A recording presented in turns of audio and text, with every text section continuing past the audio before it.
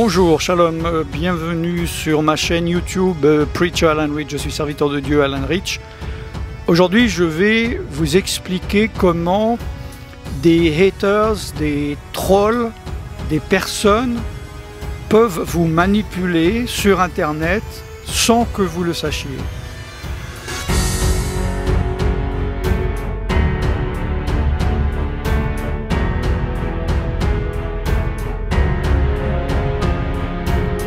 Il se peut en effet que vous soyez manipulé sans que vous vous en rendiez compte lorsque vous regardez une vidéo, que vous lisiez des commentaires, que vous commentiez vous-même, que des personnes répondent à vos commentaires, que vous participiez à des forums, voire même que vous ne participiez même pas, mais que vous lisiez des propos. Je veux faire deux pierres d'un coup avec cet enseignement parce que je veux parler spécifiquement des trolls et des haters qui mettent des commentaires sur des vidéos parce que depuis 2006 que je mets des vidéos sur Internet et j'en ai mis plus de 4000, j'ai toujours eu ce genre de personnes. Mais là, dans ma dernière vidéo concernant le coronavirus, la proportion était majoritaire, ce qui n'était jamais arrivé. Et là, j'ai vu que c'était quelque chose de particulier. Alors, je veux quand même réagir par rapport à cette vidéo du coronavirus parce que je crois en 16 heures, les 16 premières heures, il y a eu à peu près 10 000 vues. Beaucoup de réactions et une majorité, comme je l'ai dit, m'ont fait le même reproche. Dans cette vidéo, je dis qu'il risque d'y avoir des personnes qui donnent des prophéties en annonçant que Jésus va revenir au mois d'octobre 2020. Et je dis, évidemment dans la deuxième moitié de vidéo, la plupart des gens n'ont pas regardé jusqu'au bout, qu'il faut se méfier de cela. Et j'explique que Jésus ne peut probablement pas venir en octobre car les événements qui doivent se passer avant ne se sont pas encore produits, ne peuvent pas se produire en 5-7 mois.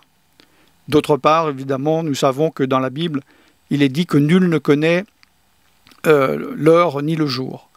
Or, la majorité des commentaires, en tout cas dans ces 16 premières heures, me disent « c'est scandaleux, comment pouvez-vous dire que Jésus revient au mois d'octobre, maintenant je sais que vous êtes un faux prophète, etc. etc. » Donc il y a cette masse toujours de 5%, 10% pour qui voilà, cela est normal, mais là il y a eu vraiment beaucoup plus et je réalise que je pense que j'ai cassé une œuvre du diable dans l'œuf et il est vraiment fâché.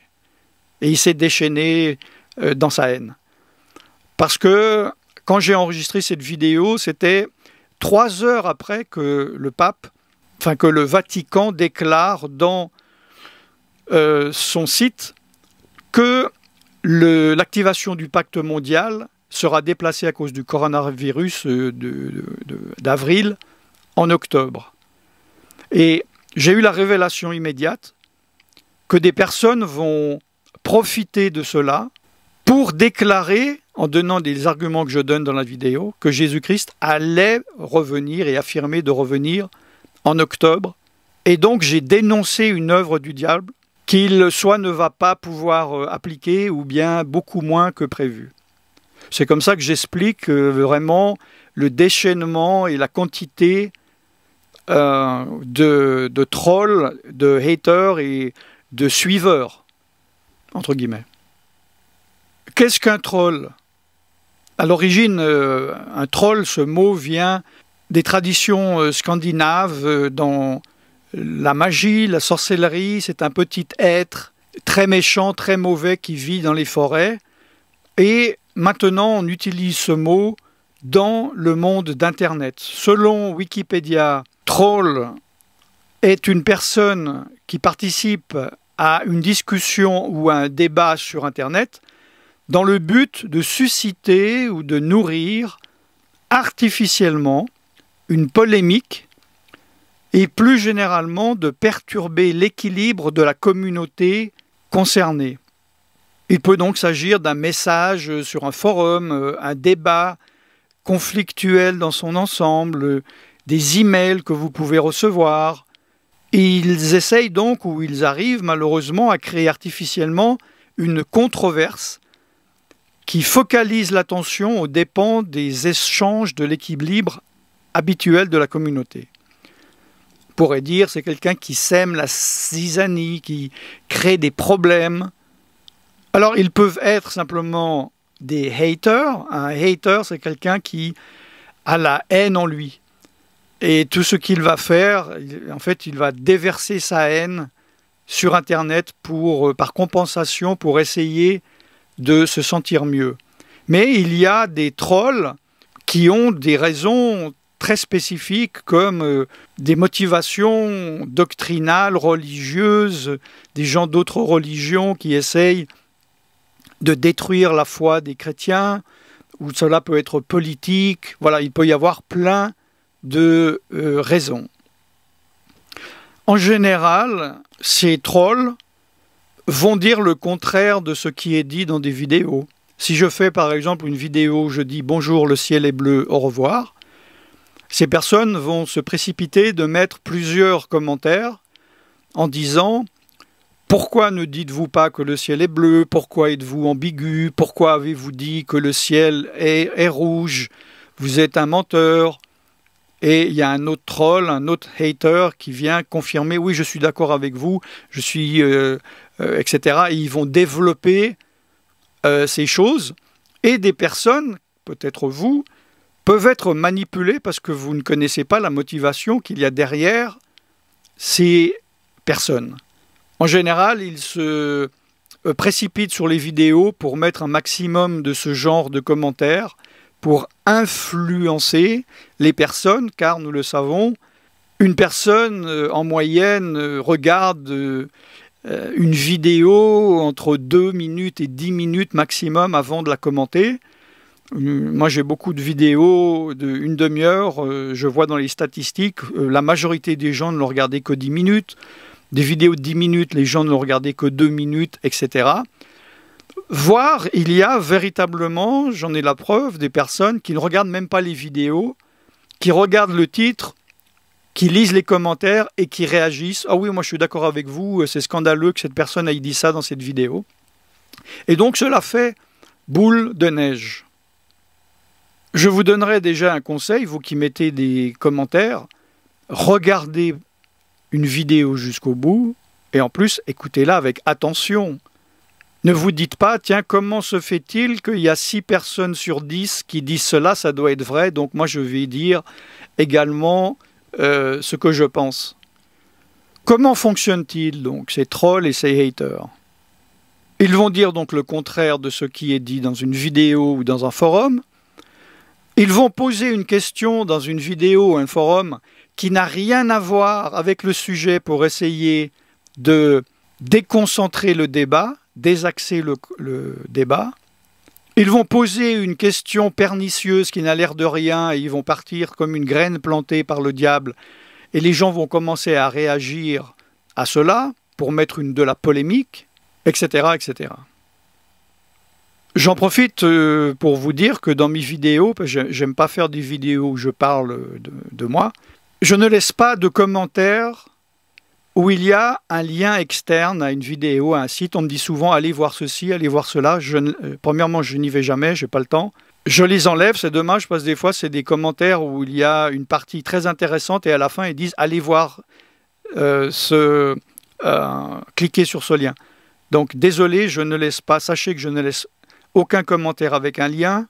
Je ne laisse aucun commentaire où il y a un nom d'un ministère, d'une église, d'une personne, où on va me dire « Tiens, que pensez-vous du pasteur Jean Dupont etc. » Malheureusement, je l'enlève. Et ne laissez pas de grâce votre email ou votre téléphone, j'enlève aussi. Parce que sinon, les trolls vont vous appeler, se faire passer pour moi et voilà, essayer de vous détruire et de me détruire ma réputation, etc. La Bible en parle-t-elle? Oui, nous voyons dans Exode chapitre 23, verset 1, « Tu ne propageras pas de faux bruits, tu ne t'associeras pas aux méchants pour faire un faux témoignage, tu ne suivras pas la majorité pour faire le mal, et tu ne déposeras pas dans un procès en te mettant du côté du grand nombre pour violer la justice, tu ne favoriseras pas le faible dans son projet. » Dire du mal, même écrire du mal dans un commentaire, peut avoir beaucoup de conséquences. Je sais que la majorité des personnes qui ont commencé sa vidéo, selon les statistiques, ne sont plus là, mais vous qui m'écoutez, c'est que vous avez de l'intérêt. Repentez-vous si vous avez participé à une lapidation dans des forums, dans des commentaires. Même pour vous, quelque chose qui peut paraître être une lapidation partielle, comme quelqu'un qui vous dirait, vous savez que le pasteur Jean Dupont a tué sa femme, et que vous disiez simplement, ah bon, je ne savais pas, peut-être que c'était pas vrai, dans le doute, vaut mieux pas aller dans son église. Vous voyez ce que je veux dire? Mais peut-être que vous êtes un troll, peut-être que vous êtes un hater, et qu'un jour vous ne le serez plus, ou vous l'avez été et que vous ne l'êtes plus. Quand on dit repentez-vous, la repentance, ce n'est pas que se dire « Oups, j'ai fait du mal, maintenant j'arrête. Ouf, heureusement Dieu, tu m'as montré que c'était pas bien. Maintenant je suis en ordre avec Dieu parce que j'ai arrêté de faire le mal. » La repentance, c'est réparer le mal. Vous avez parlé 1000 fois mal d'une personne, vous avez parlé 1000 fois de différentes personnes mal. Vous devez aller là où vous avez mal parlé et vous dire « Je me suis repenti devant Dieu, je m'excuse, j'ai dit que Jean Dupont avait tué sa femme, je ne le savais pas, j'ai entendu, j'ai agi avec superficialité, j'ai dit quelque chose que je ne savais pas, je vous demande pardon, et là vous êtes en paix avec Dieu. » Donc ne participez plus d'une manière à moitié passive ou activement à diffuser des mensonges, des polémiques, des rumeurs, que ce soit dans votre assemblée ou sur Internet. Parce que cela est un grand péché, il peut y avoir de grandes conséquences. Je suis serviteur de Dieu Alan Rich et je vous bénis dans le nom tout-puissant de Yeshua, Jésus en français. Shalom.